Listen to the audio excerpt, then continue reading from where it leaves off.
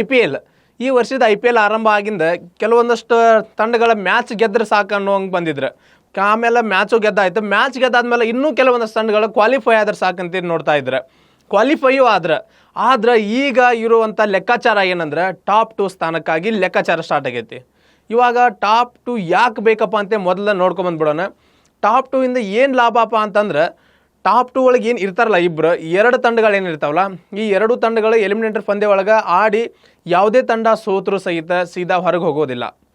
ಬದಲಾಗಿ ಟಾಪ್ 3 ಮತ್ತು 4 ಒಳಗೆ ಏನು ಎರಡು ತಂಡಗಳಿರ್ತಾವಲ್ಲ, ಆ ಎರಡೂ ತಂಡಗಳ ಒಳಗೆ ಯಾವ ತಂಡ ಗೆದ್ಕೊಂಡು ಬರುತ್ತಲ್ಲ ಆ ತಂಡದ ಜೊತೆ ಆಡೋಕ್ಕೆ ಮತ್ತೊಂದು ಚಾನ್ಸ್ ಇರುತ್ತೆ. ಆದ್ದರಿಂದ ಈ ಒಂದು ಮತ್ತೊಂದು ಚಾನ್ಸಿಗೋಸ್ಕರ ಈ ಟಾಪ್ 2 ಅಥವಾ ಮೊದಲ 2 ಸ್ಥಾನ ಸಿಗಲಿ ಅಂತೇಳಿ ಎಲ್ಲ ತಂಡಗಳು ಭಾಳ ಅಂದ್ರೆ ಭಾಳ ಆಸೆ ಪಡತ್ತಾವ. ಅದ್ರಾಗ ನಿನ್ನೆ ನಡೆದಂಥ ಒಂದು ಪಂದ್ಯದೊಳಗೆ ಏನೈತಲ್ಲ, ಚೆನ್ನೈ ವಿರುದ್ಧ ಗುಜರಾತ್ ಅವರು 89 ರನ್ಗಳ ಬಹುತ್ ಅಧಿಕವಾದಂಥ ಒಂದು ರನ್ಗಳ ಮೂಲಕ ಜಯಶಾಲಿ ಆಗೋದ್ರ ಮೂಲಕ ಅವರು ನಿನ್ನೆ ಒಂದು ಟಾಪ್ 1 ಒಳಗೆ ಅಥವಾ ಟಾಪ್ 2 ಒಳಗೆ ಒಂದು ಸ್ಥಾನವನ್ನು ಅವರು ನಿಗದಿಪಡಿಸ್ಕೊಂಡಿದ್ದಾರೆ. ಈಗ ಏನೈತಲ್ಲ, ಈಗ ಟಾಪ್ 2 ಒಳಗೆ ಟೇಬಲ್ ಒಳಗೆ ಮಾತ್ರ ಟಾಪ್ 2 ಒಳಗೆ ಅದಾರ ಈಗ ಅವರು. ಯಾಕೆಂದ್ರೆ RCB ರನ್ ರೇಟ್ ಜಾಸ್ತಿ ಇರೋದ್ರಿಂದ 1+ ಇರೋದ್ರಿಂದ ಅವರು ಟಾಪ್ 1 ಒಳಗೆ ಅದಾರ.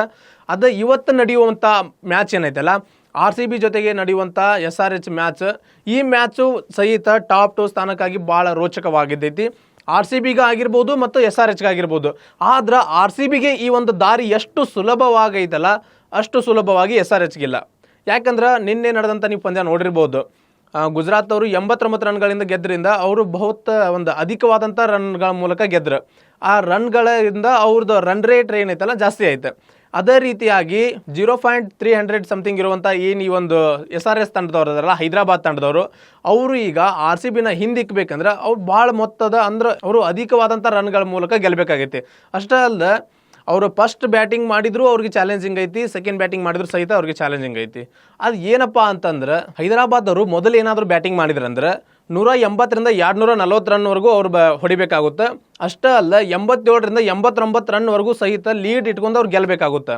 ಇನ್ನು ಅದಲ್ಲದೆ RCB ಅವ್ರು ಏನಾದರೂ ಫಸ್ಟ್ ಬ್ಯಾಟಿಂಗ್ ಮಾಡಿ ಹೈದರಾಬಾದ್ ಅವ್ರು ಸೆಕೆಂಡ್ ಬ್ಯಾಟಿಂಗ್ ಮಾಡ್ತಾರಪ್ಪ ಅಂದ್ರೆ, ಹೈದರಾಬಾದ್ ಅವರು ಏನೈತಲ್ಲ RCB ತಂಡವನ್ನು ಅವರು 11ರಿಂದ 12 ಓವರ್ ಒಳಗಡೆನ ಅವ್ರನ್ನ ಕಟ್ಟಿ ಹಾಕಬೇಕಾಗುತ್ತೆ. ಈ 12 ಓವರ್ ಒಳಗೆ ಕಟ್ಟಿ ಹಾಕಿದ್ರೆ ಅಥವಾ 11 ಓವರಿಂದ 11 ಓವರ್ .4 ಬಾಲ್ ಅಂದರೆ 11 ಓವರ್ 4 ಬಾಲ್, 12ನೇ ಓವರ್ 4ನೇ ಬಾಲು, 12ನೇ ಓವರ್ ಮುಗಿಯೋದ್ರ ಒಳಗಡೆನ ಅವ್ರು ಸೋಲಿಸಬೇಕಾಗುತ್ತೆ. ಅವಾಗ ಇನ್ನೂ ಅವ್ರ ರನ್ ರೇಟ್ ಜಾಸ್ತಿ ಆಗುತ್ತೆ. ಅವಾಗ ಟಾಪ್ 2 ಸ್ಥಾನದೊಳಗೆ ಹೈದರಾಬಾದ್ ಅವ್ರು ಸಹಿತ ಇನ್ನೊಂದು ಸ್ಥಾನವನ್ನು ಗಳಿಸ್ಕೋಕೆ ಚಾನ್ಸಸ್ ಆಗುತ್ತೆ. ಅದೇ RCB ತಂಡದವರು ಈ ಒಂದು ಮ್ಯಾಚ್ನ ಗೆದ್ದರೆ ಸಾಕು, ಟಾಪ್ 1 ಏನಿದಾರಲ್ಲ ಆಲ್ರೆಡಿ ಈಗ ಟಾಪ್ 1 ಒಳಗೆ ಅವರು ಅದೇ ಸ್ಥಾನವನ್ನು ಅವ್ರು ಅಲ್ಲೇ ಒಂದು ಖಚಿತಪಡಿಸ್ಕೊಳ್ತಾರೆ. ಎಲಿಮಿನೇಟರ್ ಪಂದ್ಯದೊಳಗೆ ಅವ್ರು ಆಡೋಕ್ಕೆ ಚಾನ್ಸಸ್ ಇರುತ್ತೆ. ಕ್ವಾಲಿಫೈಯರ್ ತಂಡದಾಗ ಅವರು ಒಂದು ಆಡೋ ಚಾನ್ಸಸ್ ಇರುತ್ತೆ. ಇನ್ನೇನಪ್ಪ ಅಂತಂದ್ರೆ RCB ಅವ್ರಿಗೆ ಜಾಸ್ತಿ ಇಲ್ಲೇನು ಇಂಥ ಒಂದು ರನ್ ರೇಟಿಂದ ಗೆಲ್ಲಬೇಕು ಅನ್ನೋದೇನಿಲ್ಲ, ಆದರೆ ಅವ್ರು ಜಸ್ಟ್ ಗೆದ್ರೆ ಸಾಕು. ಅದೇ SRH ಅವರು ಟಾಪ್ 1 ಅಥವಾ ಟಾಪ್ 2 ಒಳಗೆ ಅವ್ರಿಗೆ ಸ್ಥಾನ ಬೇಕಪ್ಪ ಅಂತಂದ್ರೆ ಬಹಳ ಮೊತ್ತದಿಂದ ಗೆಲ್ಲಬೇಕಾಗುತ್ತೆ.